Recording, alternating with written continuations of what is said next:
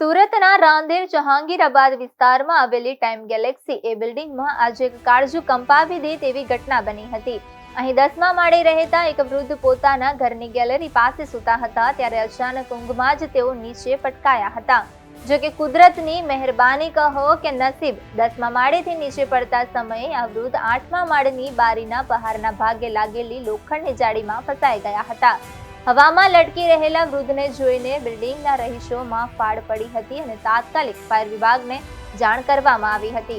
ઘટનાની જાણ થતાં જ સુરત ફાયર બ્રિગેડની ટીમ ઘટના સ્થળે દોડી ગઈ હતી અને ફાયરના જવાનોએ દિલધડક રેસ્ક્યુ ઓપરેશન હાથ ધરીને 8મા માળે લટકતા વૃદ્ધને સુરક્ષિત રીતે બહાર કાઢ્યા હતા. જાળીમાં ફસાઈ જવાને કારણે અને પડવાના આઘાતને લીધે વૃદ્ધને શરીરના ભાગે ઈજાઓ પહોંચી હતી, જેથી તેમને તાત્કાલિક સારવાર માટે નજીકની હોસ્પિટલમાં ખસેડવામાં આવ્યા છે.